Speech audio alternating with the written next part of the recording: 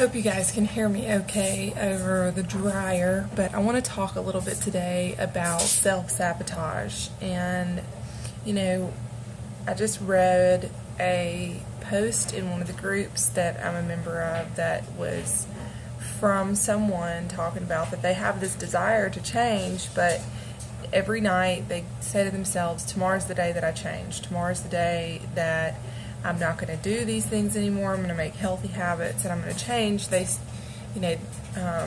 they don't want to be fat anymore. Those are their words.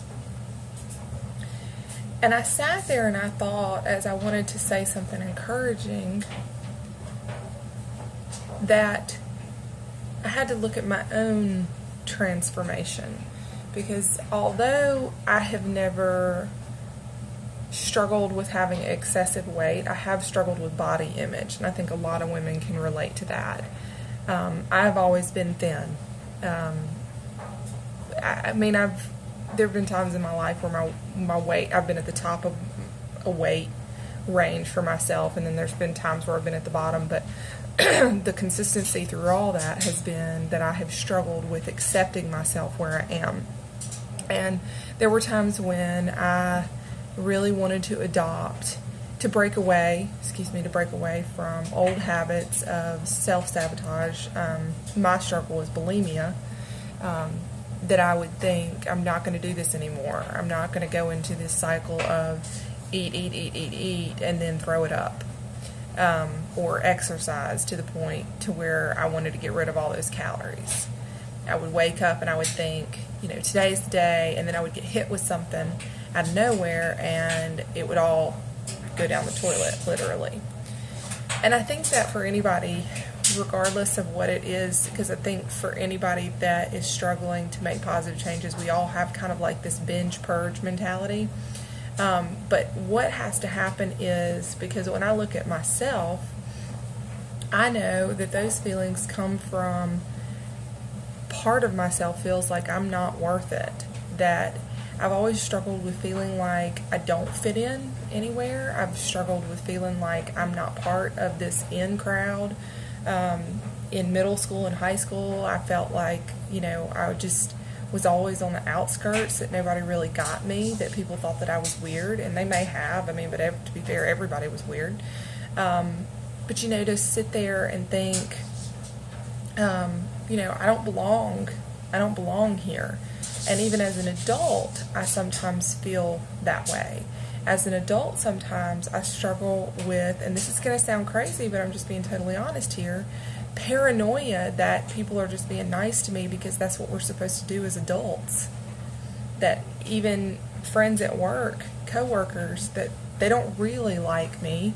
They're just being nice to me because they have to, because we work together.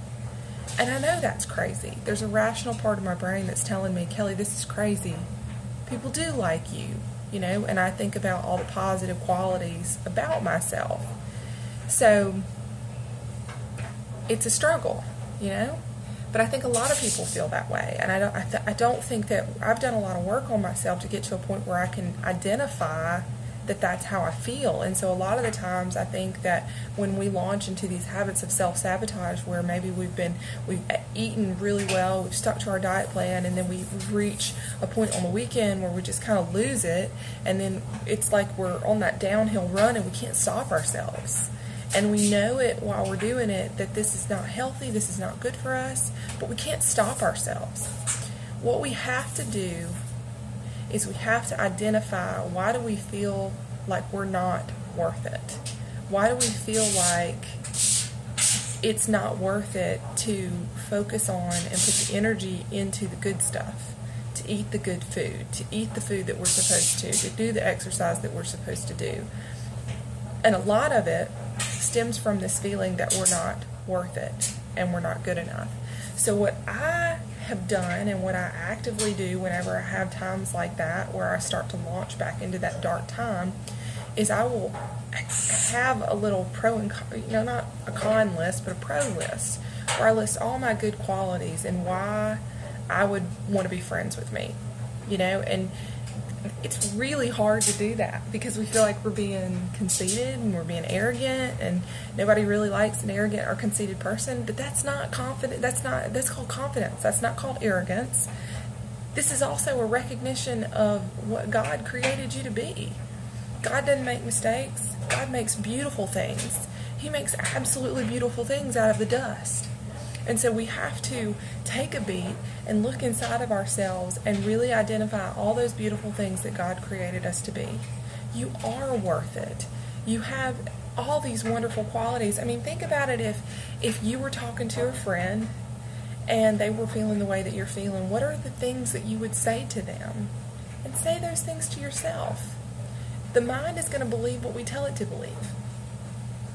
So if we take a little bit of time every day to feed that life and feed that truth into ourselves, eventually we will begin to believe it, and then we will manifest those habits into reality.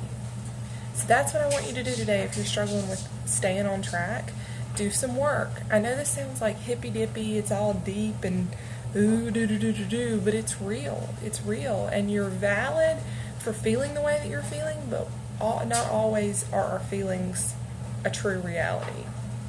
They're merely our own perspective and feelings and emotions and insecurities projecting and injecting into our reality so that it seems very real. But it's, that's the nobody likes me, everybody hates me, when the reality is that I have lots of friends and I have lots of cool people that love me and think great things about me. I mean, you guys are here. You continue to show up despite my crazy stuff. So, there's all kinds of things like that. Talk to yourself, speak love into yourself, and that's going to be a good step in the right direction of derailing all these negative habits that keep holding you back. Because you can do this and you're capable of doing it. I know you can. So, there's that. Peace and love.